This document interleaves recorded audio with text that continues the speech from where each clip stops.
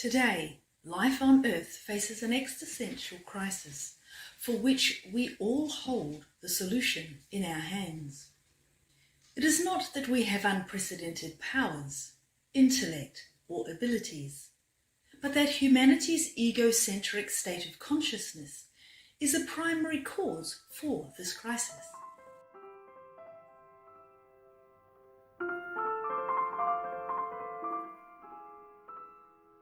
Ironically, this crisis is the culmination of human actions and inactions since our so-called Enlightenment nearly 4 centuries ago. Now we are living in a new age of Aquarius, in which an immense outpouring of atmospheric forces permeates our planet Earth, touching all its inhabitants. The disruptive radiations of these forces bring us the power and the possibility to break free from the bonds of our past. Our recognition of these cosmic forces, their source and their consequences, should incite a fundamental change in our consciousness, one that we could experience both individually and collectively. We now face a clear choice between 2 entirely different paths, each with irrevocable consequences not only for humankind, but for all life on Earth.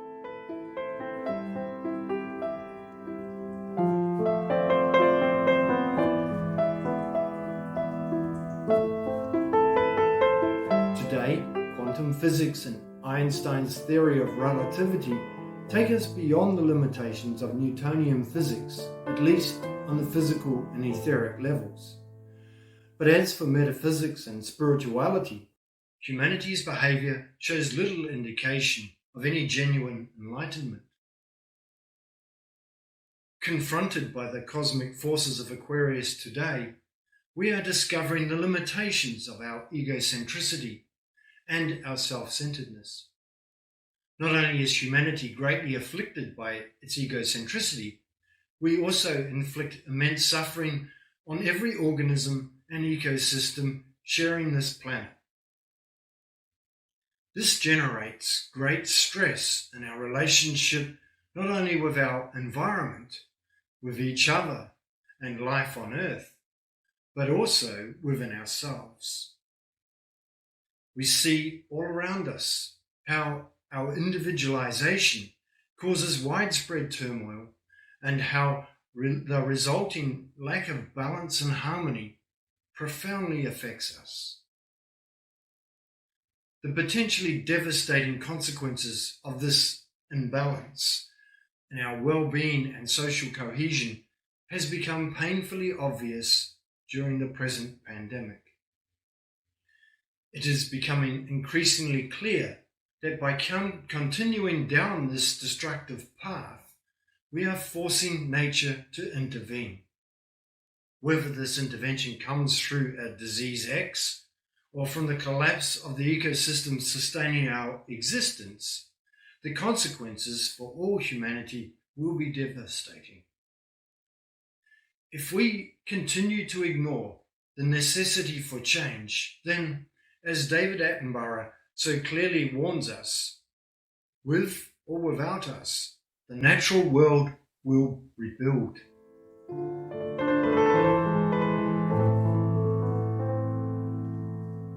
It is our choice whether this happens with us or without us. Are we so blindly fixated on escaping the consequences of our indifference, or are we willing to change? If we are open to it, we can find the path to change, to restoring balance in our lives, and therefore the cosmos. Many people today are responding to a call they can hear above the cries of suffering from all of creation. It is an inner call emanating from the cosmic forces working within us. We are beginning to recognize that the egocentricity that got us into this crisis is simply not capable of leading us out of it. So what is this cosmic call? It is the call for change, for true inner change, a call for a new spiritual awakening, a call to a new way of life, a new consciousness that is not egocentric, is not just ecocentric, but is Christocentric. By Christocentric, we mean the universal force of love, not a historical person or a religious event. No, we refer to a macrocosmic liberating energy, to the universal impact of a cosmic impulse into our planetary system, and therefore all of humanity. The cosmic and microcosmic influences of the Spirit reaching us from the inner core of the universe through the Aquarian impulse directly affects all manifested life at every level, including on the physical, etheric, astral and mental planes. Whether we are aware of it or not, we experience the effects of these cosmic radiations as they bring a higher level of transparency to our lives.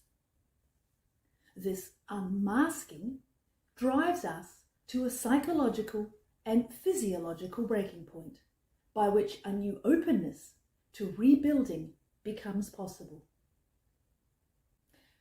Whether these impulses have liberating results or not will be determined by where we accept guidance from, whether it comes from our ego or from the inner source of the heart. In the 20th century, powerful forces of authoritarianism and conformity brought humanity to a horrendous breaking point in our consciousness.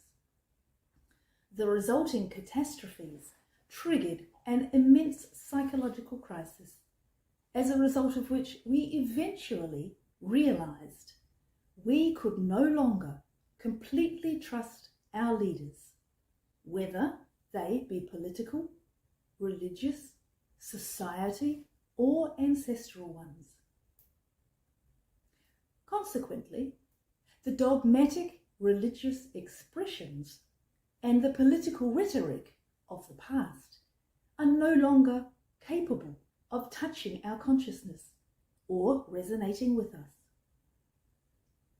We search for a source we can trust, as we have come to accept only information or insights that we can verify ourselves. We don't have to look very far to see the tragic effects of this inner disturbance within our society and as the world as a whole.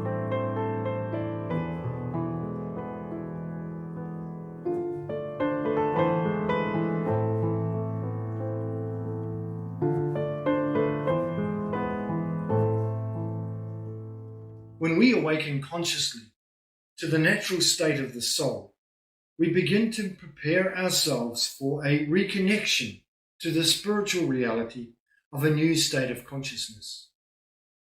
This new state will open new insights capable of moving humanity towards true wisdom, towards a genuine inner knowledge that will enable us to connect in true unity with the all. One who has become conscious at the soul level, those who have understood the center of the universe, is not our egocentric consciousness. They find themselves at a crossroads.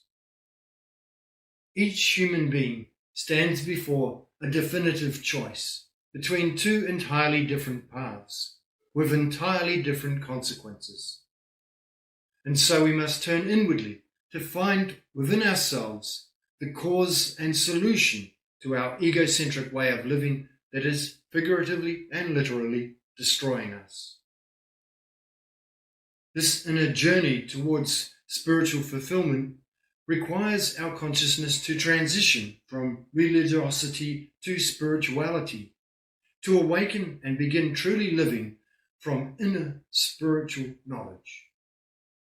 This requires our direct experience of an inner reality that does not come from external authorities, but from an inner self-authority that brings with it the change in consciousness necessary for our true spiritual liberation. Spiritual impulses of the past worked firstly for humanity, then with humanity. We have now entered a time when these forces work through humanity as a self-liberating inner authority. Through the spiritual impulse of Aquarius, the spiritual awareness of humanity rises to a new, higher level and experiences an acceleration of consciousness. It is no longer possible to hide the skeletons from the past in our closet, nor to escape the consequences of our mistakes. If nothing else, our life on social media ensures that. So, do we suppress our self-serving behavior, or do we free ourselves from it? With our newfound freedom from external authorities, rules, and limitations, the focus of our consciousness turns to the higher vibrations of the etheric realm, loosening our attachment to the lower vibrations of materiality. These higher vibrations, touching the etheric body, are then experienced not as a teaching, but as a transformational radiation power that we inhale and exhale.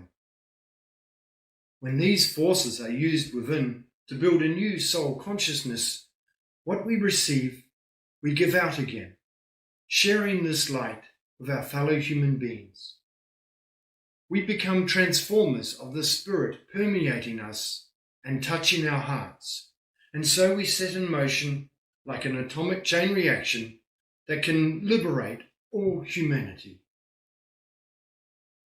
Then we have become true creators, as the original man was in the beginning.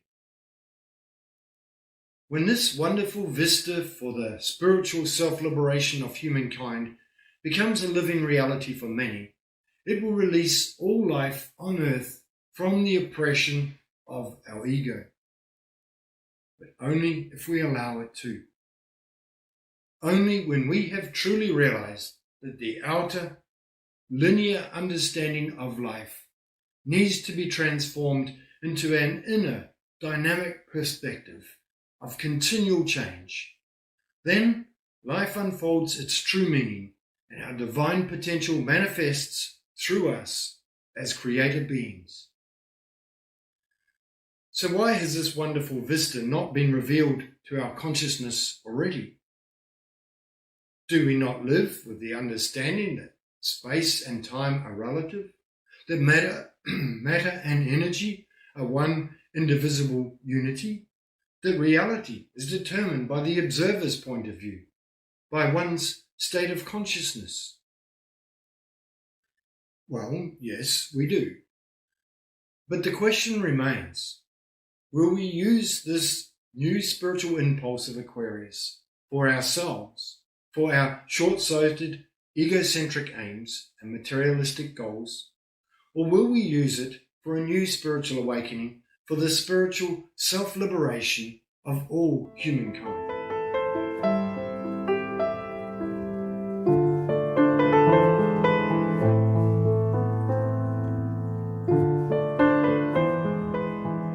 In the Piscean era, in which some of us were born, the universal teachings were still heavily veiled, and most human beings could only project them outwardly, religiously.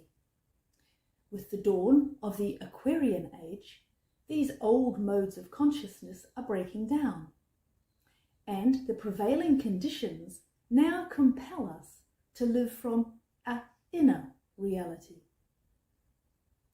Today we must be prepared, open and longing to bring these concepts into the inner perspective of our lives.